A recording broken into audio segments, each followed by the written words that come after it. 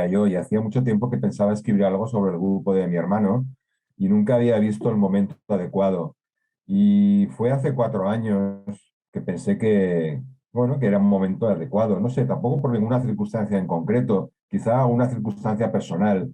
Había terminado de escribir una novela, me apetecía cambiar de registro, intentar escribir una biografía o un libro basado en hechos reales, que a veces lo hago, y pensé que el grupo de mi hermano era perfecto como objetivo. Claro, una biografía de Los del Silencio podía ser interesante. Había algún libro sobre ellos ya editado, los leí y vi que estando bien, eran buenos libros, faltaban datos sobre todo sobre las giras internacionales. Se centraban mucho en la primera etapa del grupo, en Zaragoza, donde había más datos de la época inicial. Pero una vez que salían al extranjero, a partir del año 92, había menos datos, había poca información.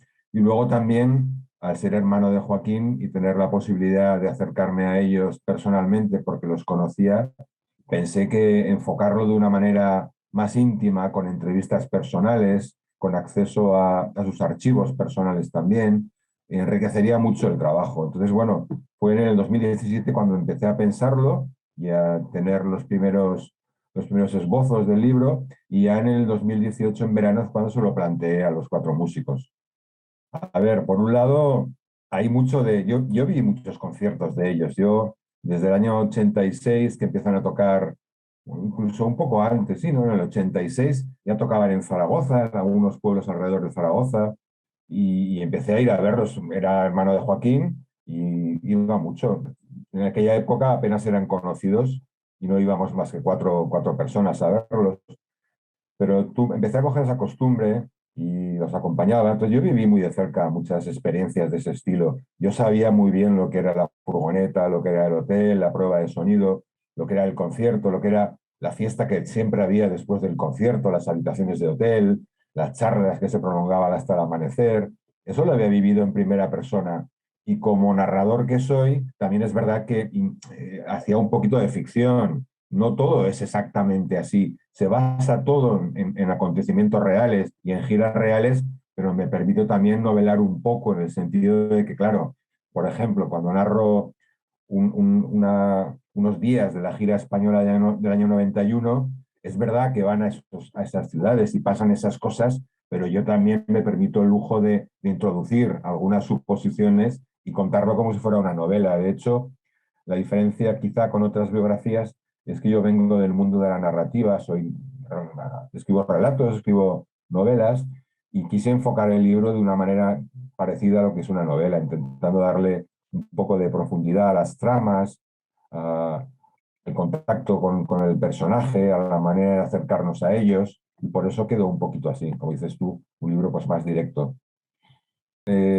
Como bien sabes tú lo que significa documentarse sobre un tema, hay que buscar por todas partes. Hay que buscar en internet, hay que buscar en prensa, en revistas, intentar acudir a alguna biblioteca que tengan colecciones de revistas musicales, hablar con amigos o con gente del mundo que tiene artículos sobre ellos. Los archivos personales de los músicos fueron muy importantes, sobre todo el de mi hermano. Mi hermano es una persona muy meticulosa, guarda casi todo lo que coleccionó en aquellos años, y tenía muchas revistas, muchos recortes. Luego, pues los 5 o 6 libros que existían sobre los héroes también los tenía él guardados en su biblioteca. Bueno, todo ese trabajo fue largo, pero bueno, a mí tampoco no me importa documentarme, es algo que me entretiene mucho, me parece que es la base de cualquier trabajo, tener una buena documentación. Y yo sí que te señalo en ese sentido que fue muy, muy importante acceder a los documentos de sus archivos. Por ejemplo, mi hermano guardaba muchos contratos con los managers, con la discográfica, y esto nunca se había hablado, por ejemplo, ¿no? Era un detalle que no se conocía. O pues, diarios de gira que tenía Joaquín o tenía Pedro, o grabaciones inéditas del proceso de composición de Avalancha, o bueno, una serie de... Había también un repertorio de prensa fotocopiada y encuadernada del año 92 y 93, de artículos de prensa de Alemania, de Francia, de Italia y también de México.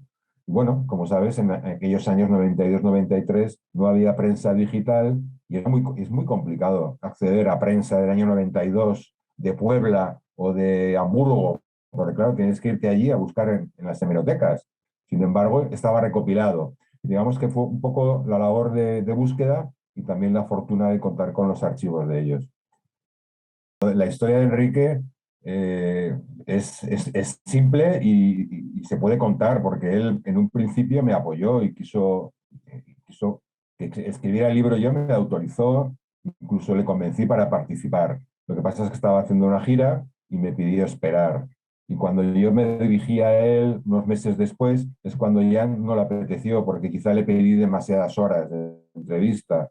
Yo creo que él pensaba que con una tarde íbamos a ser suficiente. Y yo, claro, llevaba pues 30, 40 horas con los demás y no podía dedicarme 4 horas, no hubiera sido equilibrado. Bueno, él entonces decidió no participar, nos despedimos tan ricamente, cordial, no hubo ningún problema, yo respeté su decisión, él ha dejado que yo escriba el libro sin poner ninguna traba y lo que me tocó hacer fue buscar sus declaraciones a través de prensa, de revistas, para buscar aquellas que me venían bien, los temas que yo iba tratando. Pues yo creo que suplí bien su ausencia. Yo creo que Enrique está presente en el libro desde el principio al final. No podía hacer su libro de héroes sin que estuviera él, porque era el cantante, era el frontman, era el letrista, era el más vistoso de todos los héroes. Como todos los grupos les pasa lo mismo. El cantante es el que se lleva quizá la parte más importante de la fama de los grupos. Yo creo que el mundo del rock and roll se comporta muy parecido a pesar de que los años van pasando. Las bandas son muy parecidas. Quiero decir, se enfrentan a lo mismo, se enfrentan al deseo de triunfar, se enfrentan con las discográficas que hoy en día casi están desaparecidas, se enfrentan con la imposibilidad de llegar al público a través de redes sociales. Es muy difícil llegar a la gente, hay muchísimas bandas y luego dentro de todas las bandas siempre hay unos roles muy determinados que son también repetidos. El bajista y el batería, por ejemplo, en una formación clásica de rock, el bajista y el batería pasan a un segundo plano. Es más importante el guitarra y es mucho más importante el cantante, pero da igual de qué país estemos hablando y de qué época estemos hablando. Pasa lo mismo hoy en día. Por mucho que intentes hacer una vida democrática en el seno de una banda, la recepción que tiene el público siempre se decanta hacia uno u otro. Es normal que el cantante sea el centro de las miradas y de los deseos, o las cantantes, es igual, estamos hablando de solistas de uno y otro sexo, es igual, es lo normal. Yo pienso que en la vida de Héroes del Silencio pasó eso,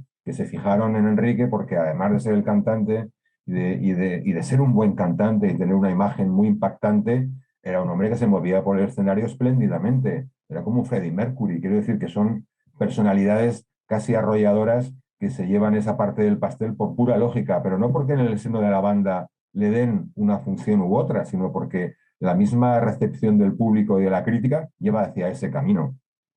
Yo creo que en España, al principio de la vida del grupo, hubo una recepción extraña de lo que significaban Héroes del Silencio.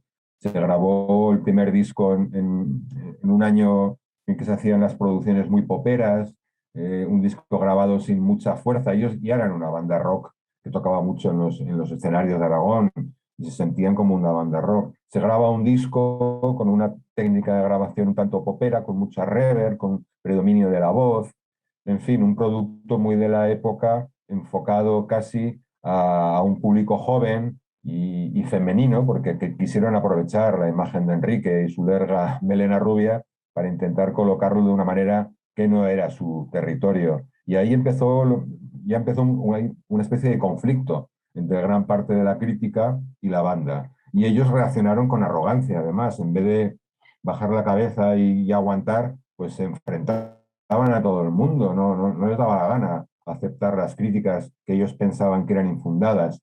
En fin, en España se produjo ese fenómeno de o bien odiabas a Héroes del Silencio o bien los amabas. Y yo creo que la gente sigue pensando lo mismo. Gran parte de la crítica siguió en esa negación. De hecho, hoy en día todavía hay periodistas que no acaban de reconocer la valía del grupo. Otros sí, otros cambiaron de actitud. Yo creo que poco a poco lo que significaron y lo que siguen significando se va reconociendo, porque el legado fundamental de la banda son sus canciones, y las canciones son imperecederas y se escuchan muchísimo todavía. Quiero decir, cualquier reedición de un disco o de un directo o de un pirata tienen enseguida una recepción instantánea, se venden los discos, se descarga la música. Yo creo que la música es la que pondrá al grupo donde corresponde. Poco a poco se va reconociendo que fueron los que más lejos llegaron en el mundo del rock en español. Yo creo que de toda América y España, pues es de los grupos más importantes, porque lo que dices tú, triunfar en Europa y en Alemania, eso no lo ha conseguido nadie después. Tocaron en los principales festivales de Centro Europa, con los artistas más importantes de la época. Bueno, ya el libro es un paso más, ¿ves? Toda esta época de las giras europeas no se conocía bien. Ahora el libro aporta un granito de arena y espero que a través del libro y del documental se les empiece a valorar de otra manera. Hay una página web que se llama Las Tierras del Silencio, creo recordar, que ahí hay una lista de todos los piratas que la persona que la llevaba pudo localizar. Yo me cansé de contarlos, empecé a contar piratas y me cansé. Habría más de 100. Y yo estoy seguro que han seguido saliendo. Cuando yo estaba entrevistando a Juan Valdivia, recuerdo que un día estábamos hablando en su casa, llamaron a la puerta y era un mensajero con un paquete. Le habían mandado otro disco pirata. Recibió un disco pirata, pues esto fue hace año y medio, ¿no? Quiero decir que es muy sorprendente que un grupo que tiene 4 discos y que ha vendido bastante y que tuvo también 4 directos grabados y que, bueno, material había para escucharlos, generó una locura de piratería desde el momento en que pisó Europa. Empezó todo el tema cuando empezaron las giras en Europa. En Europa era muy común girar por salas cerradas, salas de conciertos estables, que eran el nido del pirateo. Ahí las mesas estaban pinchadas y les piratearon en Holanda, en Italia, en Alemania, pinchaban las mesas y sacaban discos piratas. Y yo creo que es un fenómeno raro porque intenté buscar algo parecido cuando me estaba documentando y no fui capaz de encontrar a ningún grupo, al menos en España, que tuvieran piratas. No había, es que no había ni uno. Por decirte, no 10, ni 20, ni 100. Es que no había ni un solo disco pirata de las bandas más importantes porque no salieron a girar por Europa, entre otras cosas, que era donde se pirateaba más, ¿no? Pero bueno, es un fenómeno curioso y tú haces bien en señalarlo porque da una información clave de la recepción que tuvo la música de ellos. ¿Sí? Leyenda es un libro que es escrito con mucho cariño, no en vano, mi hermano es protagonista del libro, imagínate el cariño que puse para escribirlo. Me documenté muchísimo, tuve la suerte de hablar mucho con ellos, de que me dejaran fuentes inéditas de documentación. Yo creo que a la gente que conoce el grupo le va a sorprender la cantidad de novedades que hay. Y a la gente que lo conoce puede ver lo que es la trayectoria de un grupo de rock desde que empieza hasta que se desmorona. Todas las luchas que ellos tuvieron las tienen todos los grupos. La lucha por darse a conocer entonces en las radios, ahora en las redes sociales. Luchar con las discográficas, ahora luchar por hacer tú un disco y promocionarlo, por los conciertos, los managers, que siempre han intentado robar en general. Quiero decir, lo que es la historia de la banda Héroes del Silencio se puede ver reflejada en la banda de cualquier grupo de hoy en día, sea cual sea la edad de los componentes. Te quiero señalar que cuando firmaba ejemplares con mi hermano, hemos estado firmando en España en 3 o 4 ciudades,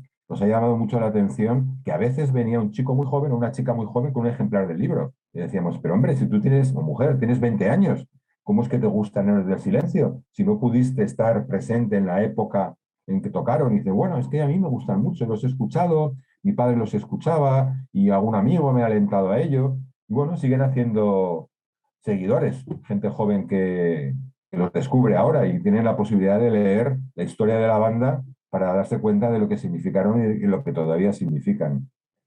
Tengo redes sociales, tengo Facebook e Instagram, están con mi nombre las dos, no me escondo, son Antonio Cardiel Jericó las dos redes. Aprovecho de vez en cuando para poner alguna cosa que no sale en el libro, alguna frase que me parece graciosa o alguna anécdota graciosa, la cuelgo allí. Y bueno, si os invito a visitarla, desde luego, si queréis tener alguna información añadida sobre el libro, sobre que... Ahora, por ejemplo, he estado grabando el audiolibro y va a salir una versión en audiolibro que he leído yo, curiosamente, ¿no? O sea que ahí voy informando de las novedades que se producen.